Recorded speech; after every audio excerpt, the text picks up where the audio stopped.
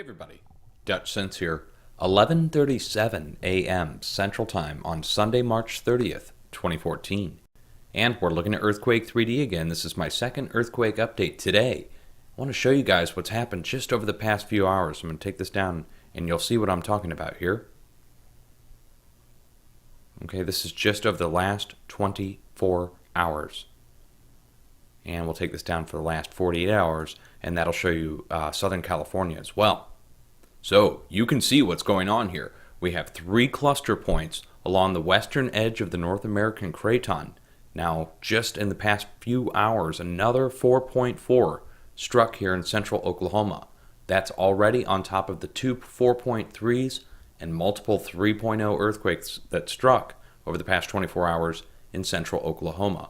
Also, Yellowstone, 4.8 originally started out as a 5.0, has since been downgraded to a 4.8. Additional 3.0s right down the list here. Again, that's in a swarm right inside of the Yellowstone National Park. 3.1 on the western edge of the magma chamber, just like we saw this previous week. And then you can see the swarm still occurring in Southern California as well. I'm going to go ahead and show you also the earthquakes now over the last 7 days in the same region.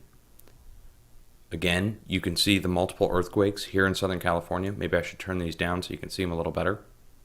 You can see the multiple events where they are occurring. They're occurring along the edge of the North American craton.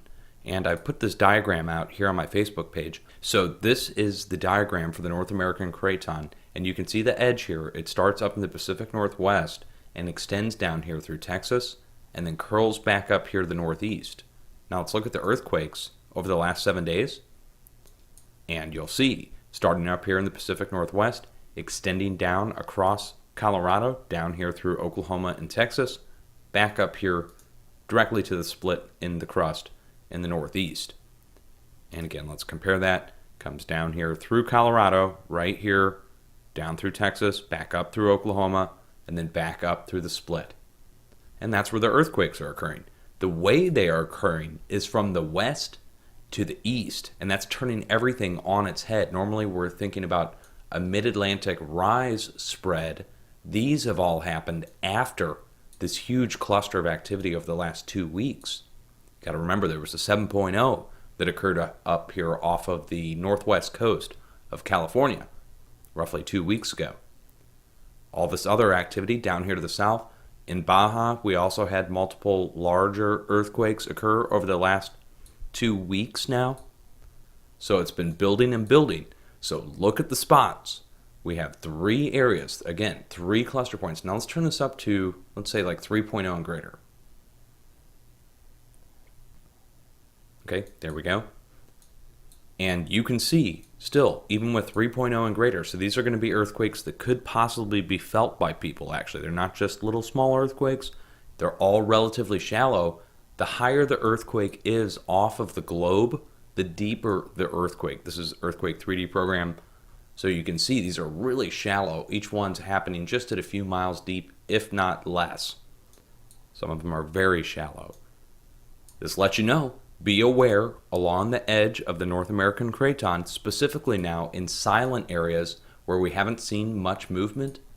Some compensation is going to have to occur. This is a vast area that is being displaced. I cannot stress this enough at this point, that half of the plate over the last 24 hours has moved on at least a 4.0 scale from California eastward to Oklahoma, north to Yellowstone. Now compare that to the edge of the North American plate here, and you can see this entire area is being displaced. Literally. So we have to expect further movement along the edge of the plate, the hardened plate, the unsubducted plate, as it's pushed from this direction, this way to the east. Which means anywhere in this region here, unfortunately, I live in St. Louis. This means we need to be on alert in the New Madrid seismic zone and also going up the East Coast. I hate to have to give that watch because I live here. I have to have my own plans ready. I have to warn loved ones of the possibility that it could happen in the near-term future. Let's hope it doesn't. Always remember, guys, don't be scared. Be prepared. Just have a plan, be ready for it. If it never comes, you'll be lucky. But with this kind of buildup that's occurring, we have to be aware that it could occur. And it most likely will occur now in an area that's been silent recently. That could be the Pacific Northwest as well. Someone was asking me about the PNW.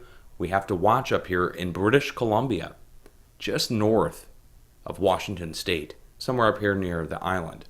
The reason we have to watch there is because of the previous movement that happened almost a year ago when the 7.7 magnitude earthquake struck right here, drained a bunch of hot springs and some other stuff. That was over a year ago. Haven't seen much sizable movement up here in the Pacific Northwest. And again, with all this activity that's happened over the last 7 days, you have to imagine that there's stress building also here to the northwest, at the northwest tip of the craton. So where this would come out up into Canada, we have to watch up here in this region here because of the other flurry of earthquakes happening all the way down the subduction zone. It's a large area to watch. It's a lot of movement to see in a short amount of time. So I wanted to make this update, let you guys know what's going on. This is on top of my previous update that I did earlier regarding the two 4.3s at the fracking operation in Oklahoma. So you guys, if you want to watch that, there'll be a link down below that. Also, on my website, got screenshots of all of it. Please have an earthquake plan ready. I know you've heard it all before, but now is go time. Now is time to dust it off, okay? Cheers.